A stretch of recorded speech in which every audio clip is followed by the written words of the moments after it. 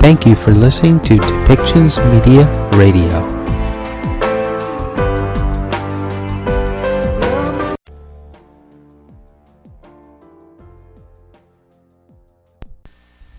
Welcome to Policy and Rights, the show about government policy and human rights.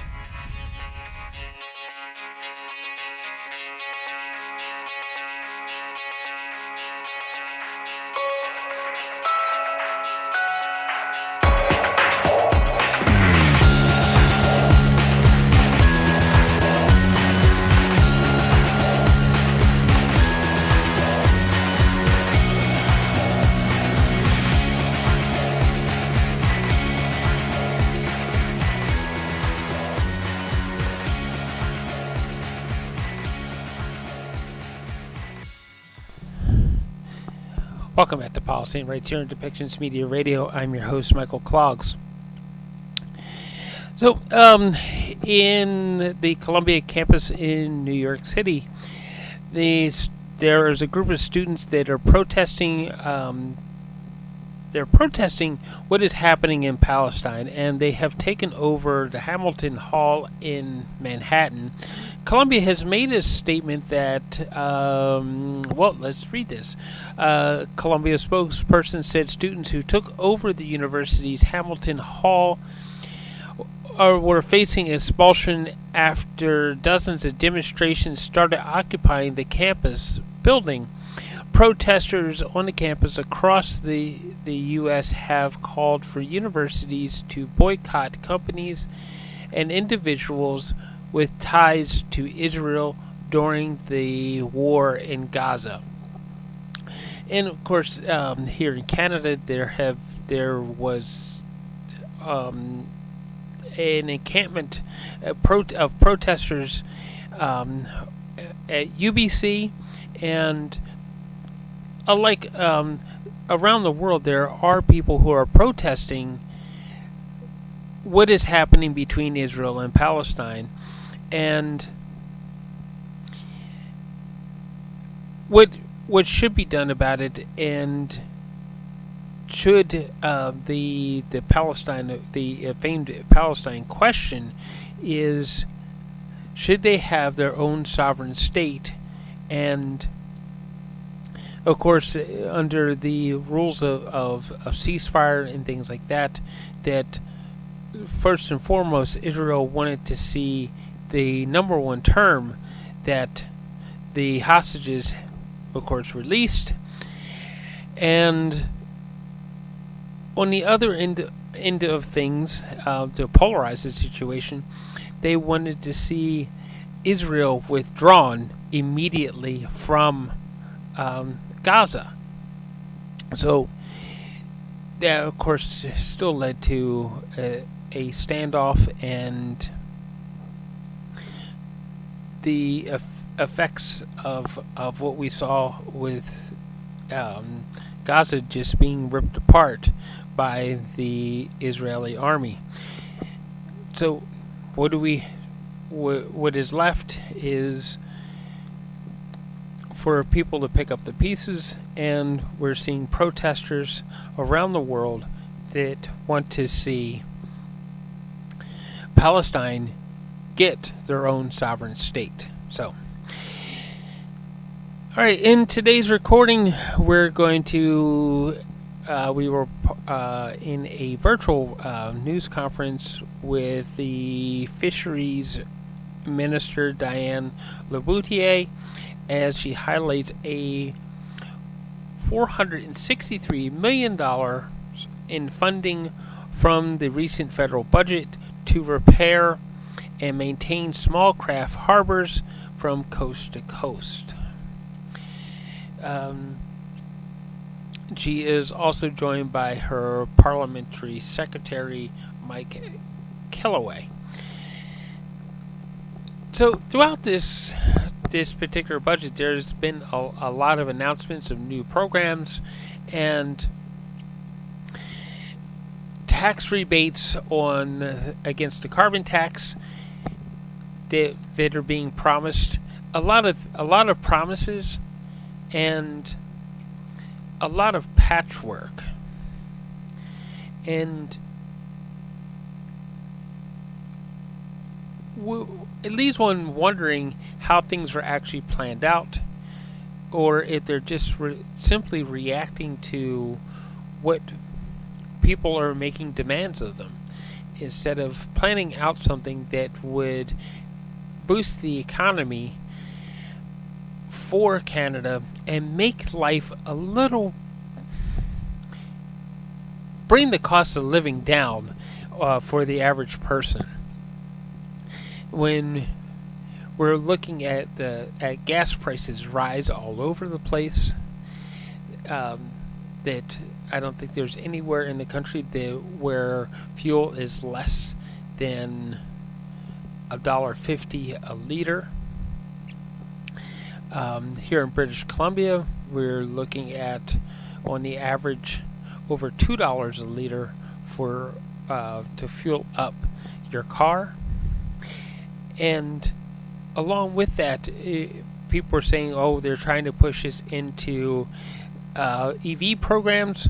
Well, the EV programs are actually failing when we consider that Tesla laid off people, and that in order to get Honda to build a $15 billion plant, that Canada has to provide $5 billion of that money.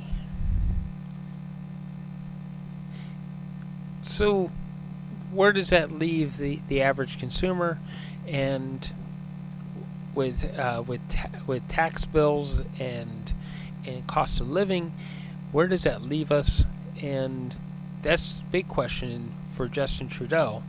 And on a bit of a fun note, on the Parliament floor, Mr. Povier was asked to leave because he called the Right Honourable Justin Trudeau a wacko. So I don't have a recording of that today. So why don't we listen to Minister Laboutier's talking about small craft harbors and the fisheries.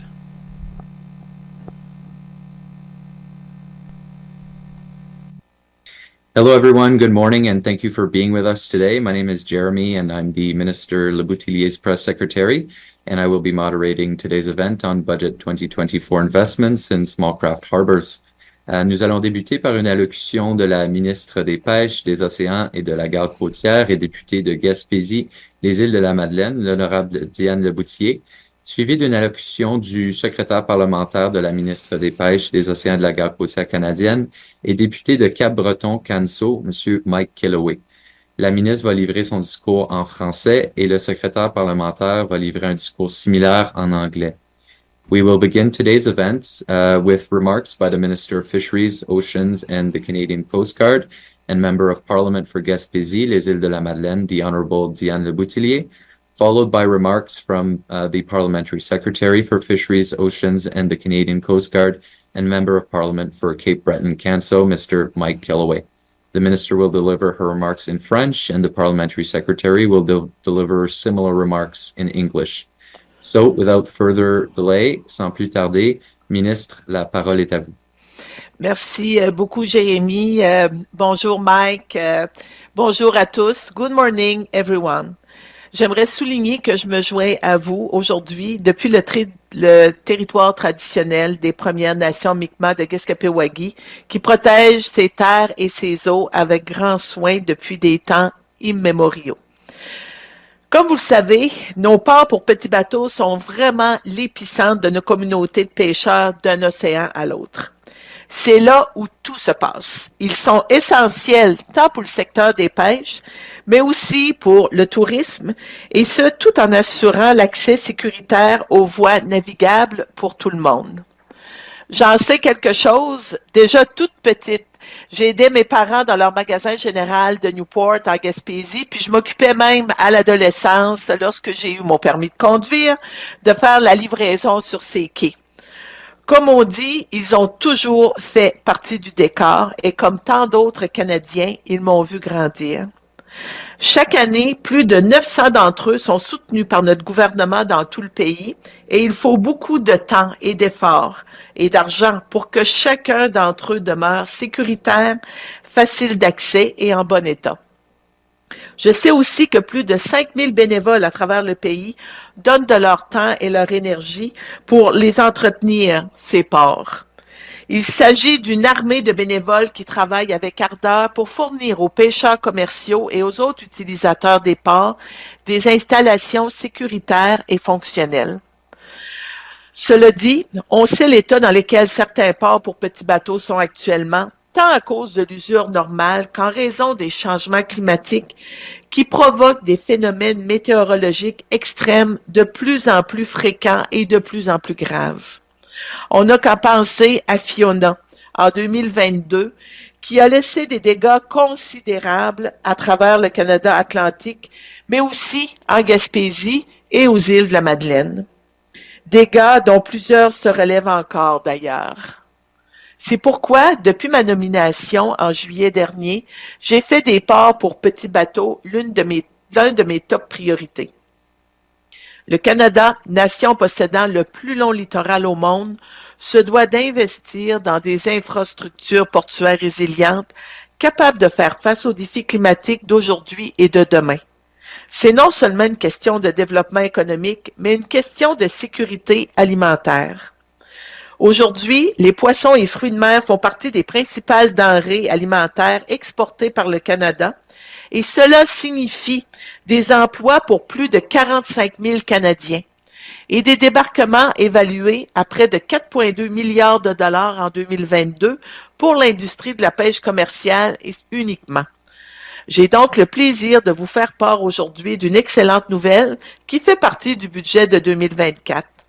Je suis fier de souligner que dans le cadre du budget 2024, le gouvernement du Canada propose d'octroyer près d'un demi-milliard de dollars, soit exactement la somme de 463,3 millions de dollars sur 3 ans, dès cette année, en vue de réparer et d'entretenir les ports pour petits bateaux.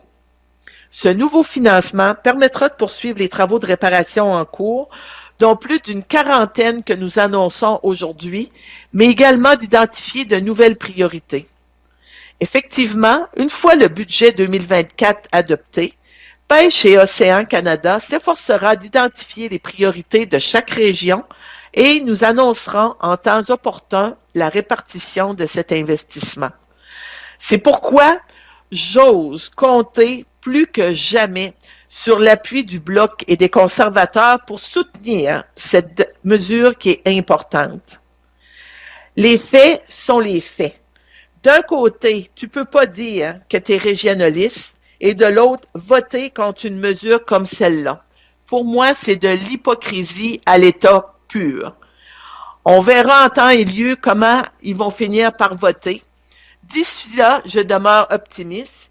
J'espère, puis ils ont encore le temps de changer d'idée, mais j'espère qu'ils vont recevoir une illumination. Parce que cette mesure, c'est un puissant fil conducteur du budget de 2024. Et dans ce budget, notre gouvernement a établi un plan pour bâtir un Canada qui convient mieux à tout le monde, où les jeunes générations peuvent aller de l'avant, où leur travail acharné porte ses fruits et où elles peuvent s'acheter une maison. Un Canada où chacun a une chance équitable d'accéder à la classe moyenne. Ce budget vise à répondre aux besoins de tous les Canadiens en contribuant à la croissance de l'économie de manière à ce que tout le monde en profite. Avec le budget de 2024, on se donne les moyens de nos ambitions en équipant nos pêcheurs de ports modernes où leurs enfants, petits-enfants et arrière-petits-enfants perpétueront nos plus belles traditions. Merci à tous. Thank you, everyone. Merci, Ministre. We will now move to Parliamentary Secretary Kellaway. Thank you, Jeremy. Hello, Minister, and good morning to everyone. As you know, small craft harbors are truly the economic hub of our fishing communities from coast to coast. Quite frankly, it's where it all happens. They're essential to both the fishing industry, but also support tourism while ensuring safe access to waterways for everyone. I know personally that small craft harbors are the economic engines of coastal communities, whether they be in Glace Bay, Larry's River, Grand Etang, or Petit de Gras. Every year, over 900 of small craft harbors are supported by our government across the country. Now, that takes a lot of time, effort, and money to keep each one safe, accessible, and in good repair. I also know that more than over 5,000 volunteers across the country give their time, give their energy to maintain local harbors. By the way, thank you. That's a team of volunteers working hard to provide commercial fish harvesters and other harbor users with safe, secure, and functioning facilities. That said, we all know the state in which some small craft harbors currently find themselves, both because of the wear and tear and due to extreme weather events that are becoming frequent, more and more frequent, with severe consequences with the climate crisis.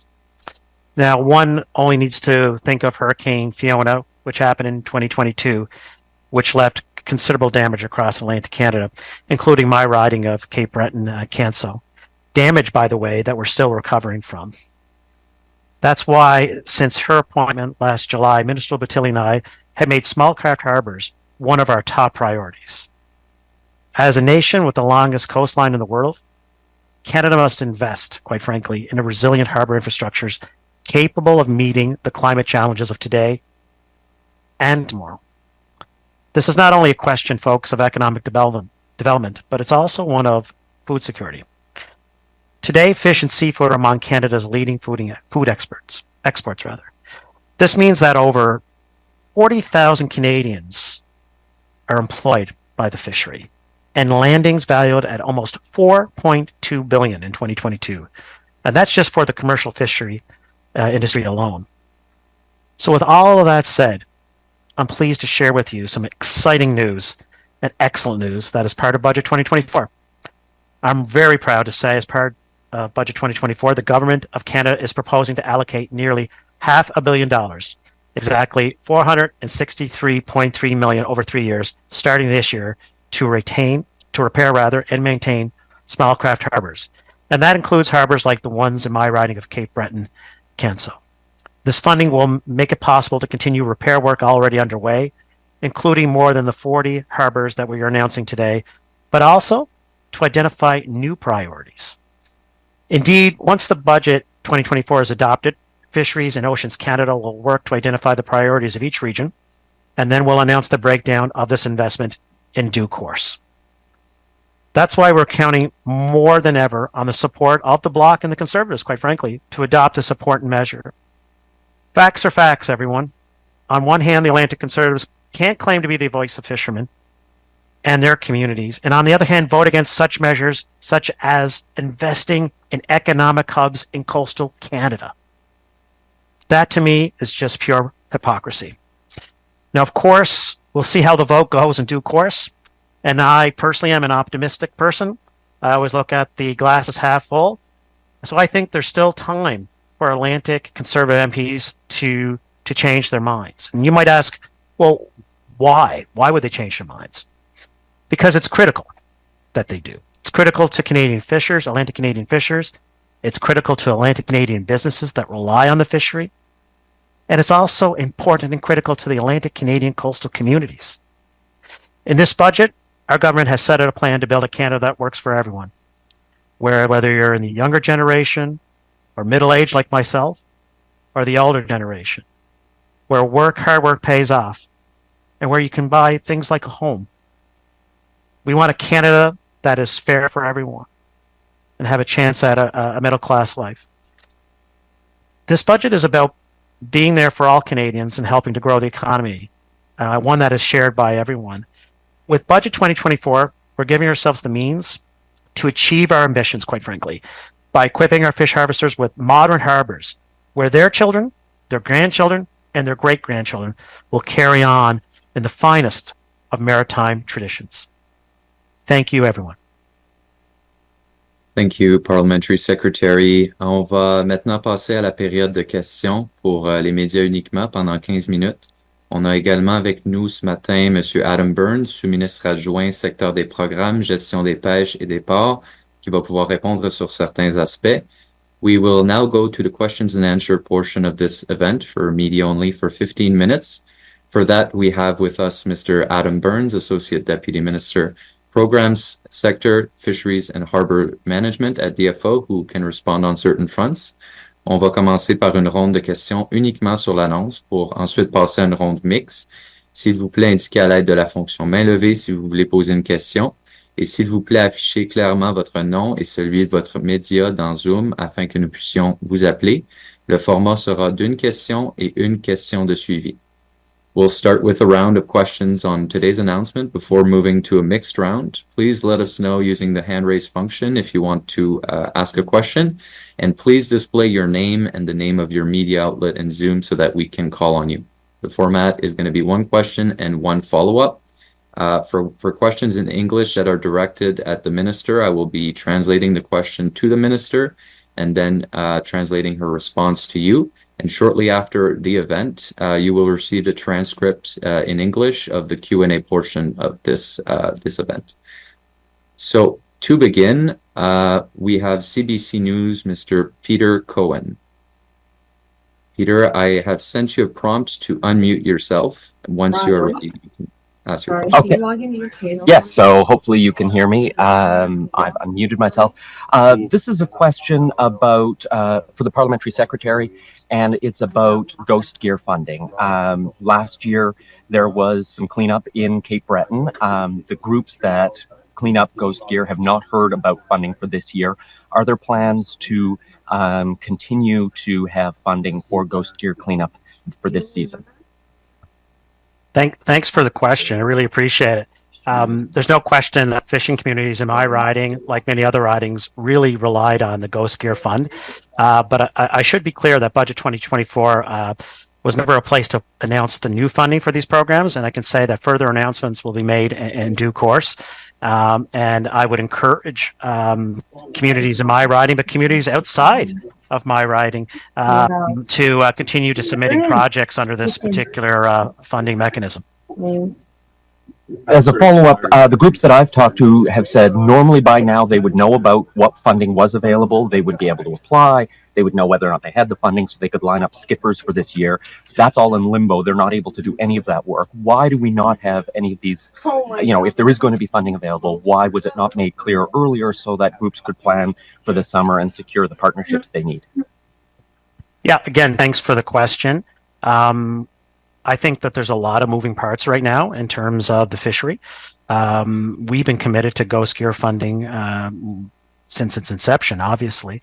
We're going to continue to work with these groups, and there's a lot of parallel processes happening at the same time. If you look at today's announcement, for example, there's a considerable amount of money that will be invested, new money in small craft harbors, while at the same time, we need to ensure that we continue to work with the fishers on programs that exist. But I can say that we'll continue working with those groups and focusing on getting some programs in place in due course.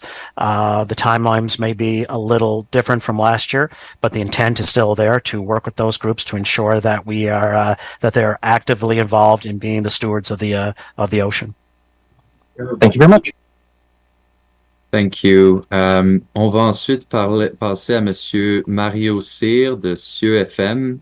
Mario, vous devriez avoir reçu un prompt pour vous enlever de sur sourdine. Laissez-nous savoir une fois que vous l'avez reçu. Oui, est-ce que vous m'entendez? Oui. OK. Bon, bonjour Madame Le Boutillier, bonjour Jérémy, vous allez bien? Oui. Bon, pour faire un peu de pouce sur ce que vient de dire notre collègue de CBC, si j'ai bien compris, les priorités concernant les quais ne sont pas établies. Il y a beaucoup de besoins, des administrateurs qui vont entendre ça, là, donc on ne connaît pas les priorités, mais qu'est-ce que vous pouvez dire aux administrateurs des ports là, vers où ils devraient s'enligner là, pour ne pas être oubliés, pour avoir leur part du gâteau? Qu'est-ce qu'on peut leur dire aujourd'hui? Ben écoutez, moi ce que je peux vous dire, c'est que dès mon arrivée comme ministre des Pêches, dans les 3 priorités que le premier ministre me demandait d'établir, pour moi les ports pour petits bateaux faisaient vraiment partie des priorités, de ces 3 priorités-là, d'où les budgets importants là qu'on a pu aller chercher cette année dans le budget 2024 pour les 3 prochaines années. Puis on le voit aussi avec les réchauffements climatiques cette année, pas de glace au niveau des tempêtes, on sait que l'ensablement crée beaucoup plus de problèmes au niveau de nos ports pour petits bateaux, d'où les besoins au niveau de dragage. Ça fait que cette année, dans l'annonce qu'on faisait ce matin, on annonçait plus d'une quarantaine de ports qui vont recevoir des argents au niveau du dragage. On en a aussi, je vous dirais, autour de la Gaspésie, on en a une douzaine, un peu partout sur l'ensemble du territoire. Et pour nous, c'est important de continuer de travailler fort pour vraiment mettre à niveau aussi nos infrastructures qui vont devoir faire face, à cause des changements climatiques, à des tempêtes de plus en plus violentes. Et on le sait que le niveau des océans augmente. Et lorsqu'on parle au niveau des bateaux aussi, des transformations qui vont se faire en construction navale où on va avoir besoin d'infrastructures avec au niveau d'électricité sur les quais. Donc, le travail est important, le travail va se poursuivre, puis on invite nos associations portuaires avec lesquelles là, je suis en contact régulièrement, là, je vous dirais depuis 2015, à continuer leur travail, puis à présenter aussi leurs projets. OK, donc on va avoir accès à cette liste-là de 40 quais, j'imagine. Est-ce qu'on parle uniquement des quais où il y a des activités de pêche? Parce qu'en Gaspésie, il y a des quais où il y a des projets aussi, je pense, à Miguacha, où il n'y a pas d'activité de pêche. Donc, les sommes qu'on annonce aujourd'hui, est-ce que c'est uniquement pour les quais où il y a des activités de pêche ou c'est Oui. plus large? Pêche et océan, on travaille avec les ports où il y a de l'activité économique dans le secteur des pêches. Merci. Merci, Mario. We will now go to New Brunswick Telegraph. Please let me know once you received my prompt to unmute yourself. And once it works, let us know what your question is. It's Adam Harris with the New Brunswick Telegraph-Journal, and thanks for taking my questions. Mr. Calloway said in his introduction that there's a, provincial or regional breakdown of the money. Obviously, right for the New Brunswick papers, wanted to understand how much of this is, allocated for New Brunswick and its harbors. Mike, do you want to take that question? Sure. Thanks for the question. And I was referring to phase one, which is within the existing fiscal envelope. But I'm sure that we can get a breakdown for you in terms of New Brunswick and where those dollars will be spent and invested in for sure. Okay, thanks. Just a follow up. So you're talking about $463 million.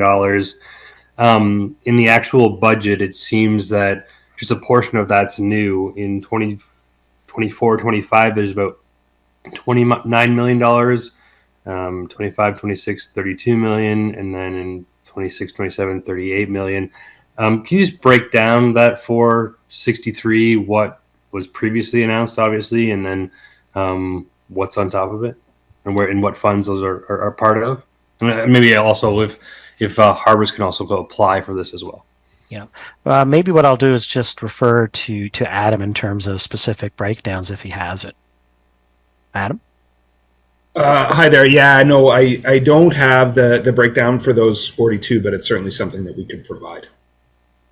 I can also say that we'll be able to provide those to you, Adam, for sure. Yeah, but I will say just to continue that train of thought, if I can, Jeremy, is that this is again a pretty historic announcement in terms of creating more resilient harbors, and it is one that we've heard from fishing associations from coast to coast on securing the money and then working with those harbor authorities in terms of making sure the money goes to the right projects, those that are most in need, because there's too much at stake. If you look at the environment and the impact in my neck of the woods, it is absolutely mind-boggling the amount of storms of a variety of kinds that have impacted small craft harbors, and this money goes right into those communities, helps those fishers, helps those businesses, and helps those with respect to community wealth. Thank you, Parliamentary Secretary. For the next question, we will go to CBC Nova Scotia. Please identify yourself before the question. You should have received a prompt to unmute yourself at this point. Hi, my name is Paul Withers. I'm a reporter with CBC News in Nova Scotia. My question for Mr. Callaway as well. I too would like to see the breakdown of what this new funding will do in Nova Scotia. Sure. I'd like to know a couple of quick questions. Do you have a budget for dredging that you can tell us about? And I ask in the context of the siltation of harbors, whether you're in Nova Scotia, PEI, New Brunswick, or in Quebec. Can you give me a little bit more detail on how much of this money will go to dredge harbors that are being silted because of what we're seeing with the with climate change? Yeah, Paul, that's a great question because oftentimes I know when I'm speaking of small craft harbors, I'll speak to the actual repair of said harbor. But if you can't get to the harbor, that's a problem. And I know that within this particular infusion of money, dredging is a part of it, but again, specific to specifics, I'll ask if Adam can chime in. Hi, and thanks for the question. There isn't a specific allocation within the 463 million directed specifically at dredging. Instead, the program is currently developing an analysis of all of the various repair and maintenance and dredging and other needs, including repairs related to Hurricane Fiona, ongoing work there as well. And so that prioritization is underway, looking at public safety, looking at the economics of the particular harbors, and other factors. And so that work's underway, and more details will be provided in due course. Thank you. The last we checked, about $11 million have been spent from the Hurricane Fiona Recovery Fund on small craft harbor repairs in Nova Scotia alone. Can someone give me an overview of what's left to be done, how much money is left, and how many harbors need repairing throughout the region? I'll go back to Adam for that, Paul, if I can. Yeah, we can get you more specific details on the exact number of harbors that remain in the queue. All of the harbors that were impacted by Hurricane Fiona are now back to an operational status, which is good news. But there is remaining work to be done at a number of harbors, and part of the funding that was announced in Budget 24. Part of that 463 million will be directed towards that further repair work to move some of these harbors from a status where they've been repaired to the point of operational sort of status, but still have longer term repair work required, and so that will be part of the overall investments that will be coming from this. Thank you, Mr. Burns. Thanks, Mike. Thank you, Paul. Thanks, Paul. And we'll get back to you with respect to the amount spent for the Hurricane Fiona Recovery Fund that went to small craft harbors. For the next question, on va aller à Nelson Sergerie. Vous devriez avoir reçu un prompt pour être en mesure de parler. Laissez-nous savoir, Nelson, si vous l'avez reçu.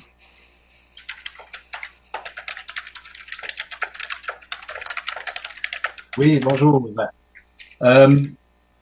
Bon, il y a un clavier qui se fait aller, c'est pas bon pour la radio, là.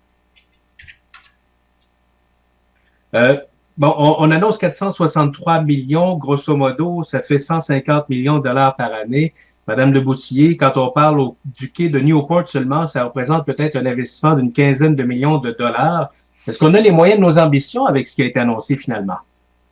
Écoutez, comme je le mentionnais, c'est quand même c'est beaucoup d'argent là qu'on a réussi à aller chercher. Puis pour nous, ça va être important de continuer de travailler avec les associations portuaires pour faire en sorte que nos quais, qui sont vraiment là, un moteur économique dans nos régions. On parle des pêcheurs, mais c'est pas seulement les pêcheurs, c'est tout ce qui gravite autour des quais, les usines de transformation. Donc, beaucoup de gens bénéficient, le tourisme aussi l'été. Donc, nous, on va continuer de travailler avec les gens du quai Newport. Je suis très heureuse d'avoir annoncé la phase 1 qui est terminée à l'heure où on se parle. Je suis allée faire voir les travaux. Donc, c'est vraiment là un travail incroyable là, qui s'est fait. Mais on va continuer de travailler avec les gens de Newport pour la phase 2 et la phase 3. Du côté de Oui, question de suivi. Du côté de Rivière-Ornard, on me dit que le quai est en très mauvais état. Le brise-lame est en bout de vie, le quai comme tel est en train de se vider. Si rien ne se passe, on craint que la prochaine tempête emporte carrément le quai. Est-ce qu'il fait partie des grandes priorités du ministère à ce moment-ci? Pour moi, là, j'attends de voir les projets qui ont été déposés pour vraiment là, travailler pour le quai aussi, le quai de Rivière-Ornard, puis effectivement le brise-lames, puis je l'ai vu là, il y a vraiment un trou là qui s'est fait avec Fiona là qui met en péril le port là, de Rivière-au-Nord. Donc c'est du travail qui pour nous, là, le travail est sur la planche, puis on va continuer de travailler ensemble. Puis le quai de Rivière-au-Nord est aussi un quai qui est important au niveau du développement du secteur économique. Donc, c'est sûr que pour nous, c'est une priorité là, de pouvoir travailler avec les gens du milieu. Merci, ministre. C'est malheureusement tout le temps que nous avons ce matin. Si vous avez des questions, si vous n'avez pas pu poser votre question, s'il vous plaît, nous l'envoyer au département ou à moi-même. This is unfortunately all the time that we have. If you haven't had the opportunity to ask your question, please send to the department or myself, and we will answer. Thank you very much for being here with us this morning. Merci beaucoup d'avoir été des nôtres ce matin. Bonne journée. Merci tout le monde. Bonne journée. Have a good day, everyone.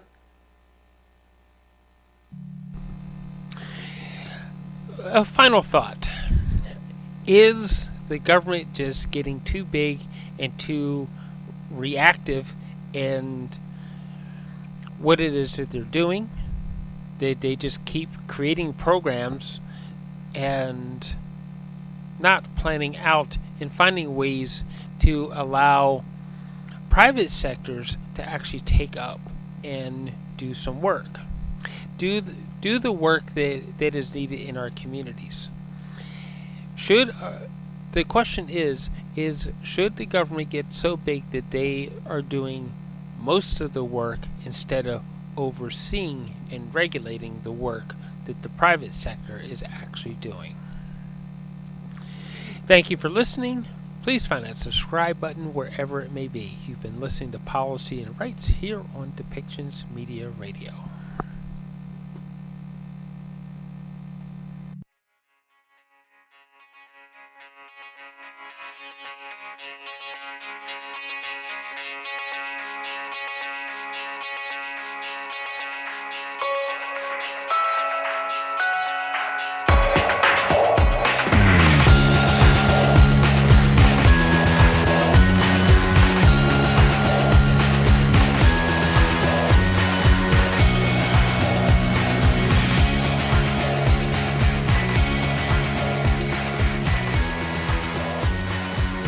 This show has been produced by Depictions Media. Please contact us at depictions.media for more information.